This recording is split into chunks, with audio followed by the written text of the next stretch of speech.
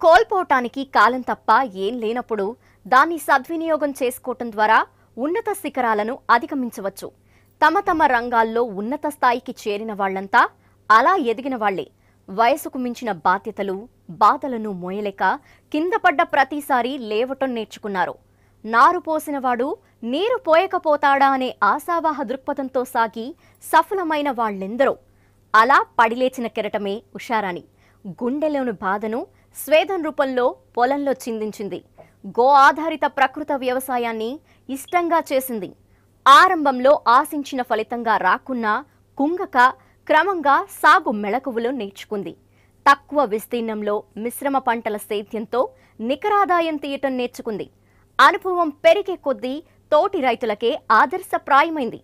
ఆమె పండించే పంటలే కాదు, తయారు చేసే కషాయాలకు మార్కెట్లో గిరాకీ పెరిగింది.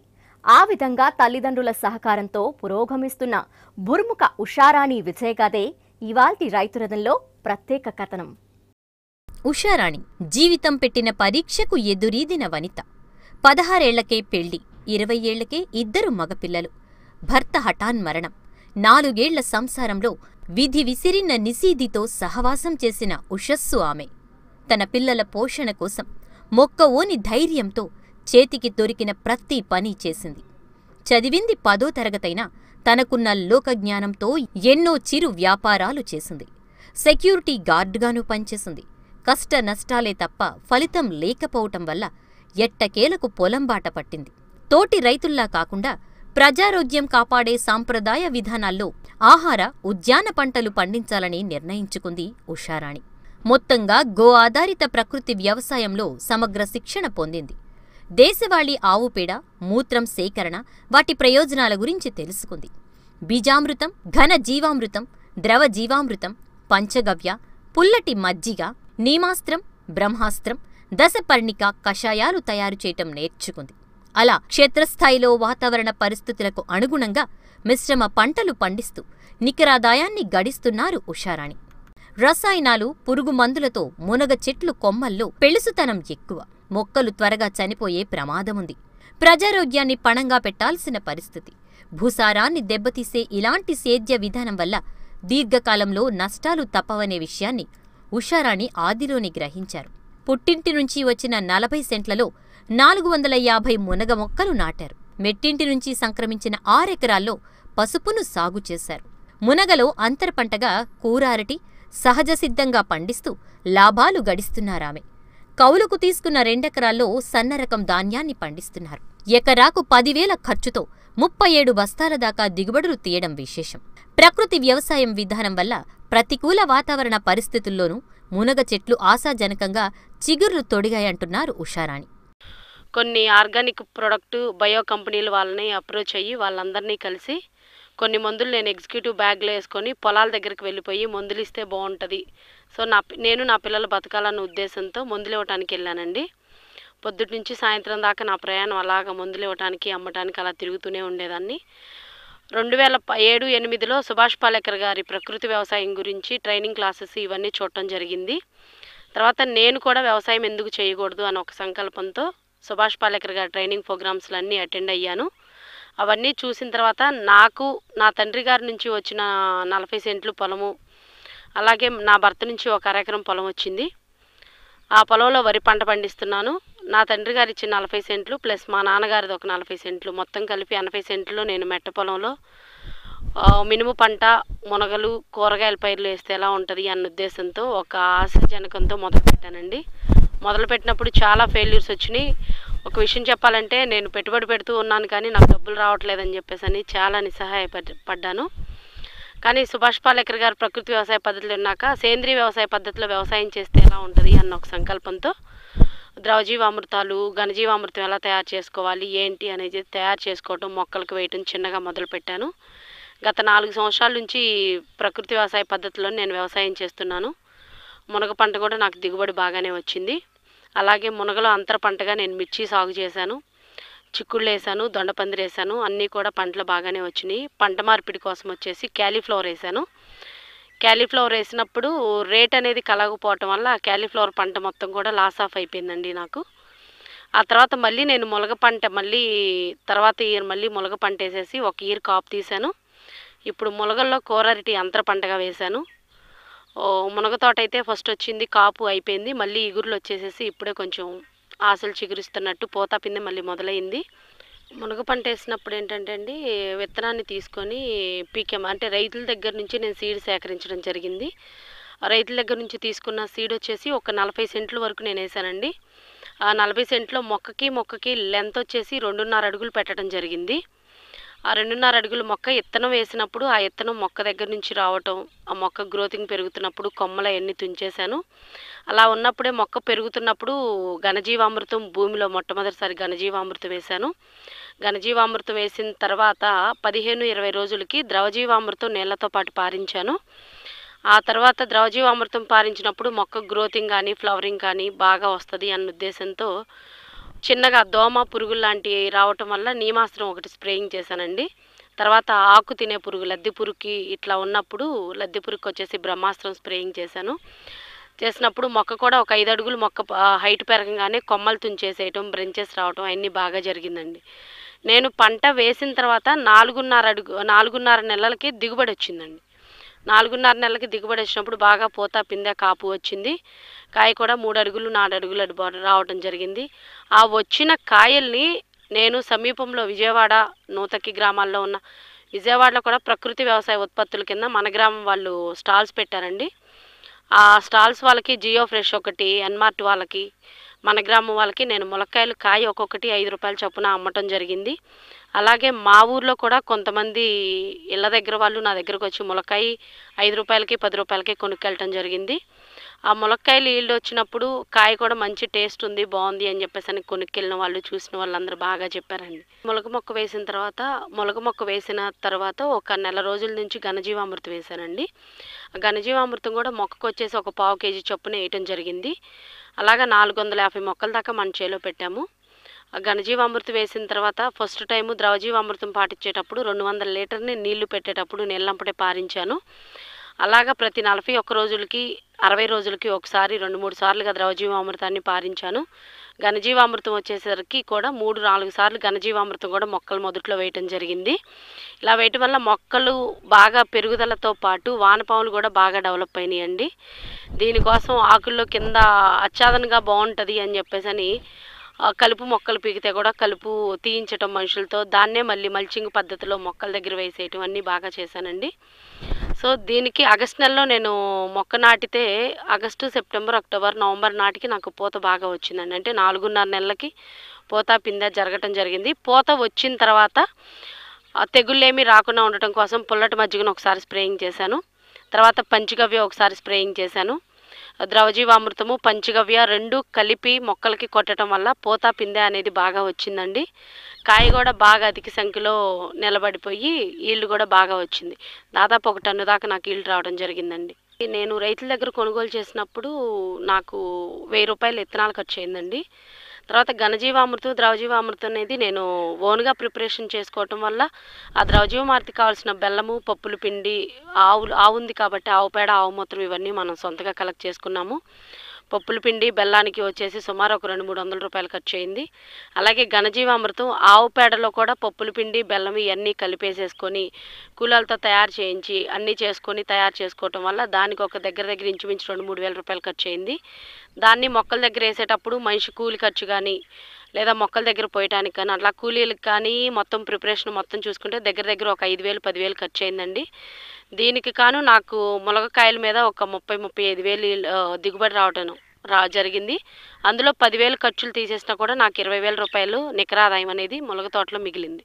ఈ ప్రకృతి వ్యవసాయ పద్ధతిలో చూసుకుంటే అండి, రసాయనిక ఎరువులకి ప్రకృతి వ్యవసాయానికి మధ్యలో ఉన్నది ఏంటంటే, రసాయనిక ఎరువులో ములగ తోట వేసేస్తే తొందరగా మొక్కలో కుళ్ళిపోవటం కానీ లేదా ఇరిగిపోవటం కానీ చచ్చిపోవటం కానీ అలా జరుగుతుంది.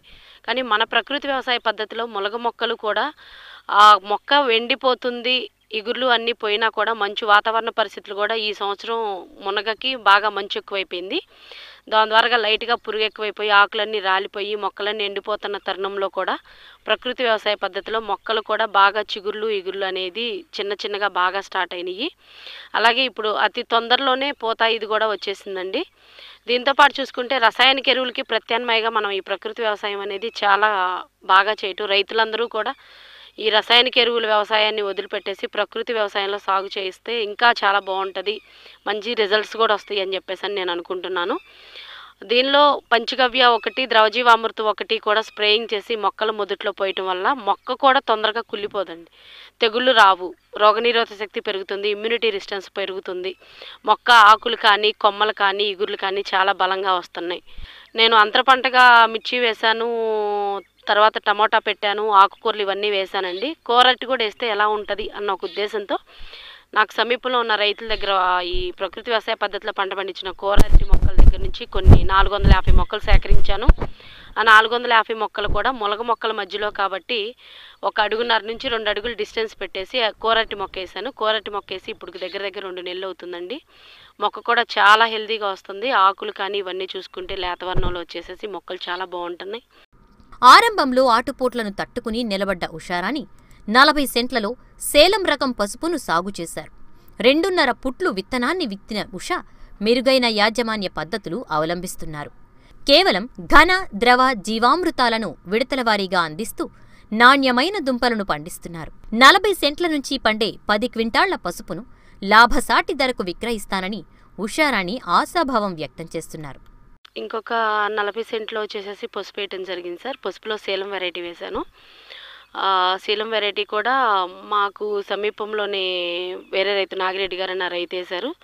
ఆ రైతు దగ్గర మిగిలిన పసుపు కొంత తీసుకొచ్చి 40 సెంట్లకి మేము ఒక 2 పుట్లు 2.5 పుట్ల దాకా వరి పసుపు వేయటం జరిగింది. ఆ పసుపు వేసేటప్పుడు కూడా విత్తన శుద్ధి చేసేసుకొని సాలల్లో ఘనజీవామృతం వేసి ఎడ్ల సాలుతో సాలు తొలిచుకుంటా ఘనజీవామృతం వేసి మొక్క వేయటం జరిగిందండి. ఆ పసుపు మొక్క వేసిన తర్వాత వచ్చిన తర్వాత ఒక 20-25 రోజులప్పుడు ఘనజీవామృతాన్ని 40 సెంట్లకు కాను ఒక 2.5 నుంచి 3 క్వింటాలు ఫస్ట్ వేయటం జరిగింది. ఆ పసుపు వేసిన తర్వాత నీళ్లు పెట్టేసేసి తర్వాత నీళ్లు పెట్టేటప్పుడు ఒకసారి ద్రవజీవామృతాన్ని పారించాము. ద్రవజీవామృతం పారించిన తర్వాత పసుపు తెగుళ్ళు అలాంటివి రాకుండా ఉండటం కోసం దశపర్ణిక కషాయం స్ప్రే చేశాము.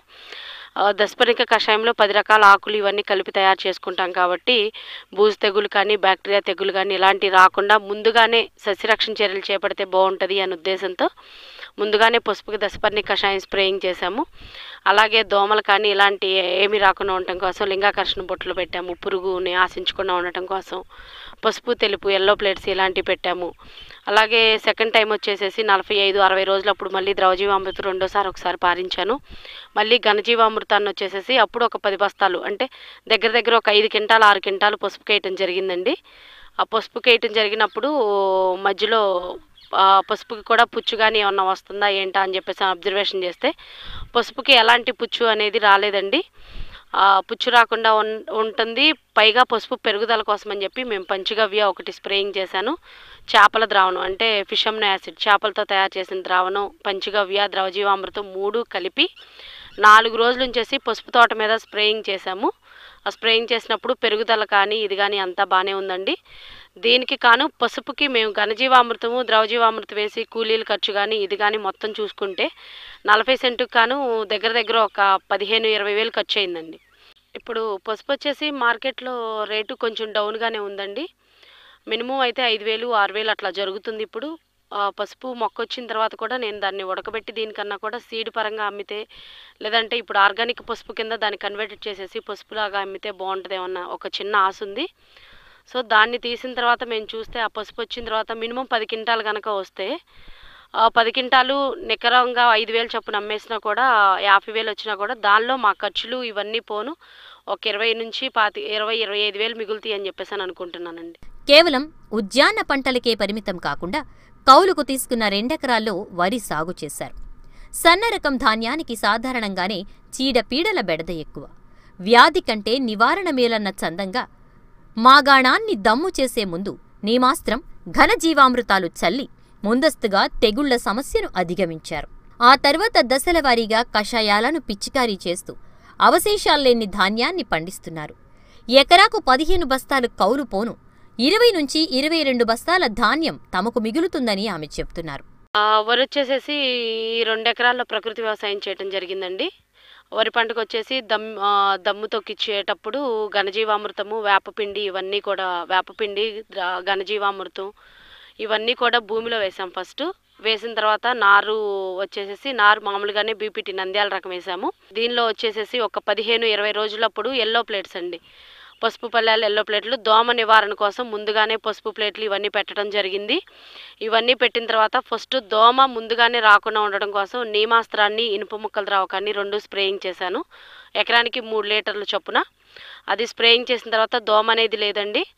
తర్వాత వచ్చేసి 20-25 రోజులప్పుడు ఆకు చుట్టు పురుగు ఒకటి ఆశించింది. ఆకు చుట్టు పురుగు ఆశించినప్పుడు ఆకు చుట్టు పురుగుకి కూడా నీమాస్త్రం పనిచేస్తుంది అని చెప్పేసి నేను నీమాస్త్రము, బ్రహ్మాస్త్రం కొట్టడం జరిగింది. ఇది కొట్టినప్పుడు ఆకు చుట్టు పురుగు ఏదైతే ఉందో ఆకు చుట్టు పురుగు తగ్గిపోయి మొక్క బాగా పెరిగింది. ద్రవజీవామృతాన్ని వచ్చేసేసి పారించానండి ఫస్ట్. ద్రవజీవామృతం వచ్చేసి 20 రోజులప్పుడు ఒకసారి పారించాను. ద్రవజీవామృతం పారించిన తర్వాత మొక్క పిలకలు రావటం కానీ దుబ్బు కానీ బాగా పెరిగింది. వరి కూడా బాగా హైట్ వచ్చిందండి. తర్వాత వచ్చేసి ఘనజీవామృతాన్ని కూడా ప్రతి ఒక్క 20 రోజులకు ఒకసారి 2 బ్యాగ్స్ అంటే ఒక ఎకరానికి వచ్చేసి ఒక 100 కేజీల చొప్పున మొక్క దగ్గర మేము చిమ్మటం జరిగింది పొలంలో. ఆ చిమ్మినప్పుడు 40 రోజులకు ఒకసారి, 60 రోజులకు ఒకసారి.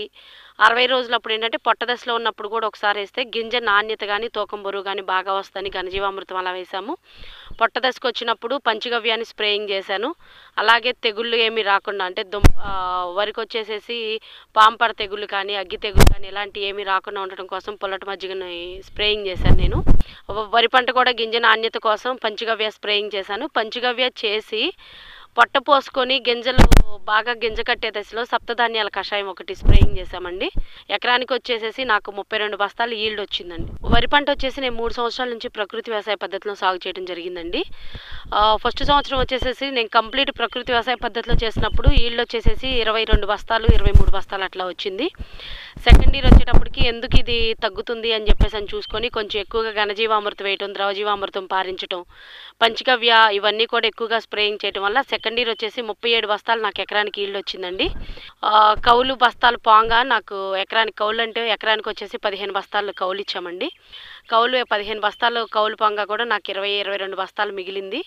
ఆ మిగిలినప్పుడు వడ్లు కూడా నేను ఒక్కొక్క బస్తాను 2200 చొప్పున 2200 చొప్పున నేను అమ్మటం జరిగిందండి. సో నా దగ్గర ముందు పంట రావగానే పంట వచ్చే ముందే చాలామంది రైతులు కొంతమంది నా దగ్గర ఈ ప్రకృతి వ్యవసాయ పద్ధతిలో ఉపయోగించుకునే రైతులు కానీ మార్కెట్లో నాకు కొంతమంది కమ్యూనికేషన్స్ ఉంది. వాళ్ళందరూ కూడా ప్రకృతి వ్యవసాయ పద్ధతిలో పంటలు పండిస్తున్నాను, ఆర్గానిక్ వడ్లు తినాలి అన్న ఉద్దేశంతో నా దగ్గర పంట రాకముందే నాకు అడ్వాన్స్ ఇచ్చేసి వడ్లు కూడా దగ్గరుండి తీసుకెళ్ళిన రైతులు ఉన్నారండి. అలాగే ఈ పంటని లాస్ట్ ఇయర్ చూసుకుంటే కూడా నేను 2200కి లాస్ట్ ఇయర్ కూడా నేను ఒక 15 బస్తాలు అట్లా అమ్మాను. ఈ సంవత్సరం వచ్చేసేసి ఒక 30 బస్తాలు ఈల్డ్ వచ్చింది. ఆ బస్తాలను ఇంకా అమ్మలేదండి. నేను బస్తా వచ్చేసి 2000 చొప్పున అమ్ముదామని చెప్పేసి ఇంకా రేట్ వస్తుంది కదా, ఇప్పుడు నాకు అంత అవసరం లేదని దాన్ని స్టోర్ చేసి పెట్టడం జరిగిందండి. గో ఆధారిత ప్రకృతి వ్యవసాయాన్ని పెద్ద ఎత్తున ప్రోత్సహిస్తున్న రాష్ట్ర వ్యవసాయ శాఖ శ్రమే పెట్టుబడిగా సాగే ఉషారాణి సాగు శైలిని చూసి అభినందించింది. మహిళా సాధికారతలో భాగంగా నాన్ పెస్టిసైడ్ మేనేజ్మెంట్ దుకాణాన్ని కేటాయించింది. ఘన, ద్రవ జీవామృతాలు, పంచగవ్య, నీమాస్త్రం, బ్రహ్మాస్త్రం, దశపర్ణికా కషాయాల తయారీ కోసం 40,000 రూపాయల నగదు ప్రోత్సహించటం విశేషం. ప్రకృతి వ్యవసాయం చేస్తూనే రైతులకి నేను కూడా అందుబాటులో ఎందుకు ఇవ్వకూడదని చెప్పేసి మా నాన్నగారిది ఒక 5 సెంట్ల స్థలం ఉందండి. 5 సెంట్ల స్థలంలో నేను ఒక చిన్న పాక వేసుకొని ఆవు పేడతోనూ అలాగే ద్రవజీవామృతి అన్నీ తయారు చేసుకోవటం అవన్నీ ఓన్గా చేయటం వల్ల నా వ్యవసాయాన్ని ఏదన్నా చూసిన మా మంగళగిరి మండలం అగ్రికల్చర్ ఆఫీసర్లు ఏఓ గారు కానీ ఏడీఏ గారు, ఏఓ గారు, ఏఈఓ వీళ్ళందరూ వచ్చేసేసి వ్యవసాయం బాగా చేస్తున్నాను, అలాగే ఈ కషాయాలు ఇవన్నీ తయారు చేయడం దగ్గరుండి చూసేసి సో రైతులందరికీ కూడా అందుబాటులో ఉండేలాగా నన్ను ప్రోత్సహించాలన్న ఉద్దేశంతో ఎన్పిఎం షాప్ ఒక అలౌ చేయడం జరిగిందండి. ఈ ఎన్పిఎం షాప్ పెట్టేటప్పటికి మా ఊర్లో సిఆర్పీలు వచ్చారు. సిఆర్పీల తర్వాత ఈ ప్రకృతి వ్యవసాయం దాని కింద ఉషారాణి మేడం వచ్చారు. ఆ ఉషారాణి మేడం గారు కూడా వచ్చి చూసుకొని ఒక ఆడపిల్ల ఎలా కష్టపడుతుంది అన్న ఉద్దేశంతో ఎన్పిఎం షాప్ అలౌ చేశారు. ఎన్పిఎం షాప్ కింద కూడా సబ్సిడీ కింద నాకు 40,000 ఇవ్వటం జరిగిందండి. మిగతా అమౌంట్ కూడా 1,50,000 2 లక్షలు అయితే నేను ఓన్గా సొంత డబ్బులతో పెట్టుకున్నాను. గవర్నమెంట్ నుంచి నాకు ఒక 40,000 సబ్సిడీ వచ్చింది. అలాగే ద్రవజీవామృతాన్ని వచ్చేసేసి ప్రిపరేషన్ చేసేటప్పుడు ద్రవజీవామృతంలో పప్పుల పిండి, బెల్లము, అలాగే ఆవు పేడ, ఆవు మూత్రము, పుట్టమట్టి కలిపి ద్రవజీవామృతాన్ని తయారు చేస్తామండి. దాన్ని మొక్కల దగ్గర పారించేటప్పుడు కానీ మొక్కలకి పోషక విలువలు బాగా పెరుగుతాయి. అలాగే మొక్క మొదట్లో పోస్తే వేరు వ్యవస్థ కూడా బాగా డెవలప్ అయ్యి మొక్క బాగా పెరుగుదలకి తోడ్పడుతుందండి. అలాగే ఘనజీవామృతం వచ్చేసేసి ఆవు పేడని మనం నీడలో ఆరపెట్టేసేసుకొని చేయటం వల్ల ఆవు పేడలో కొన్ని కోట్లాది సూక్ష్మజీవి కణాలు ఉండటం వల్ల గాలిలో ఉన్న నత్రజని, భూమిలో ఉన్న భాస్వరాన్ని సూర్యరశ్మి ద్వారా మొక్క గ్రహించేసి మొక్క నేలలో ఉన్న భూసారాన్ని పెంచేసి సౌడు నేలను తగ్గించేసేసి మొక్క పోషక విలువల్ని బాగా కలిగి ఉంటుంది. నేల మొత్తం కూడా సారవంతమైపోయి వానపాములు అధిక సంఖ్యలో పుడతాయండి. వీటికి కాను ఈ ప్రకృతి వ్యవసాయం చేసేటప్పుడు మామూలుగా చూసుకుంటే దోమలు, పురుగు మందులు కామన్గా అన్ని చోట్ల ఉంటాయండి. ఇందులో ఏంటంటే తెల్లదోమ, పచ్చదోమ వచ్చినప్పుడు నీమాస్త్రం చేస్తాము. నీమాస్త్రాన్ని ఏంటంటే ఒక 200 లీటర్లు వాటర్ కనుక తీసుకుంటే అందులో ఒక 10 లీటర్ల ఆవు మూత్రం, ఒక 5 కేజీలు పేడ, ఒక 10 కేజీలు వేపాకులు రుబ్బేసేసి నీళ్ళల్లో వేసేసుకొని దాన్ని బాగా మురగబెట్టి 21 రోజుల తర్వాత మురగబెట్టి స్ప్రేయింగ్ చేసుకుంటే కనుక తెల్లదోమ, పచ్చదోమ, పేనుబంక, రసం పీల్చే పురుగులు ఏవైతే ఉన్నాయో అవన్నీ నీమాస్త్రానికి తగ్గుతాయండి. తర్వాత వచ్చేసి నీమాస్త్రం అయిపోయిన తర్వాత మెయిన్ రైతులకి ఎక్కువగా వచ్చే ప్రాబ్లం ఏంటంటే పచ్చపురుగు, లద్దె పురుగు అండి. పచ్చపురుగు, లద్దె పురుగు ఏంటంటే ఆకుల్ని అవన్నీ తినేస్తూ ఉంటాయి. కాబట్టి వీటికి కాను మన ప్రకృతి వ్యవసాయ పద్ధతిలో బ్రహ్మాస్త్రం ఉందండి. బ్రహ్మాస్త్రం వచ్చేసి ఒక 5 రకాల ఆకులతో తయారు చేస్తాం మనం. 5 రకాల ఆకులు అంటే ఉమ్మెత్తాకు, వేపాకు, అత్తాకోడలు అంటే ఇంగ్లీష్ నామవచకం లాటిన్ ఆకు ఉంటుంది. అలాగే పప్పాయి ఆకు, గానుగాకు, ఇలా ఇవి ఆకులన్నిటినీ కూడా ఒక్కొక్కటి 2 కేజీలు చప్పును తీసుకొని ఒక 15 లీటర్ల ఆవు మూత్రంలో కనుక వేసేసి బాగా ఒక 3-4 సార్లు పొంగొచ్చేలాగా మరిగించేసేసి బాగా మరిగిన తర్వాత అండి దాన్ని తీసి ఒక 48 గంటల పాటు మనం ఆరనివ్వాలి. ఆరనిచ్చిన తర్వాత దాన్ని వడపోసి స్టోర్ చేసుకుంటే ఒక 6 నెలల వరకు నిల్వ ఉంటుంది. ఈ 6 నెలల తర్వాత నిల్వ ఉన్న తర్వాత ఎకరానికి ఒక 3 లీటర్లు అంటే 20 లీటర్ల పంపు కనుక స్ప్రేయింగ్ చేస్తే ఒక 1/2 లీటర్ వరకు వేసేసి స్ప్రేయింగ్ చేసుకుంటే పచ్చ పురుగు, లద్దె పురుగు కనుక ఉంటే బ్రహ్మాస్త్రానికి బాగా తగ్గుతుందండి. అలాగే పంచగవ్య వచ్చేసి మొక్క రోగనిరోధక శక్తి పెంచుతుంది. పూత పిందె బాగా రావడానికి ఉపయోగపడుతుంది. వరిచేలో అయితే గింజ నాణ్యత పెరుగుతుంది. అలాగే ఫ్రూట్స్, కూరగాయల పైర్లు కానీ, కాయ జాతులు, అరట్లు కానీ, ఇలాంటి పప్పాయి కానీ ఇలాంటివి తీసుకుంటే ఫ్రూట్ చాలా టేస్టీగా ఉంటుందండి. తీపిదనం ఎక్కువ వస్తుంది, ఫ్రూట్ వస్తుంది, మంచి క్వాలిటీగా వస్తుంది.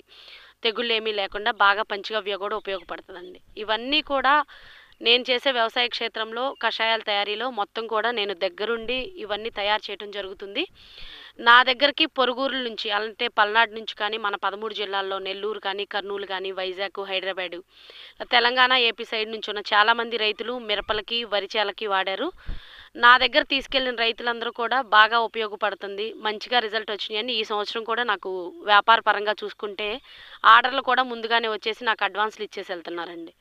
సో గవర్నమెంట్ ఆర్థిక సహాయం వల్ల నేను ఇట్లా చేశాను కాబట్టి ఇప్పుడు స్వచ్ఛంద సంస్థల ద్వారా కానీ, ప్రభుత్వం వారి ఆర్థిక సహాయంతో కానీ నాకు ఇంకొంచెం ఆర్థిక సహాయం అనేది అందితే ఈ వ్యవసాయ క్షేత్రాన్ని నేను పెద్దదిగా ప్లాంట్ పెట్టేసుకొని ఒక 500 ఎకరాల్లో వ్యవసాయం చేయించాలని చెప్పేసి నేను అనుకుంటున్నానండి. విదేశీ పరిజ్ఞానం, సంకర వంగడాలు, రసాయనాలు వదిలిపెట్టి శ్రమే పెట్టుబడిగా ప్రకృతి వ్యవసాయం చేస్తే సగటు రైతు అధికారికంగా నిలదొక్కుకోవడం ఖాయం. ప్రకృతి సేద్యం వల్ల పెరుగుతున్న భూతాపం, వాతావరణ మార్పులను నియంత్రించవచ్చు. జీవ వైవిధ్య పరిరక్షణకు పాటుపడొచ్చు. 90% విద్యుత్, 70% నీరు ఆదా అవుతుంది. ప్రతి చిన్న సన్నకారు ఉషారాణిలా ప్రకృతి వ్యవసాయ విధానాలను ఆచరించడం ద్వారా వ్యవసాయం పండుగలా మారడం ఖాయం. అన్నదాతకు అందలం, అన్నపూర్ణకు అభిషేకం. మీ ఏపీ 24/7 రైతు రథంలో మరిన్ని విజయగాథలతో మళ్ళీ కలుద్దాం. నమస్కారం. వ్యవసాయ అనుబంధ రంగాల్లో సమస్యలతో రణానికి పరిష్కారాల సమాహారం రైతు రథాన్ని సంప్రదించాల్సిన మా చిరునామా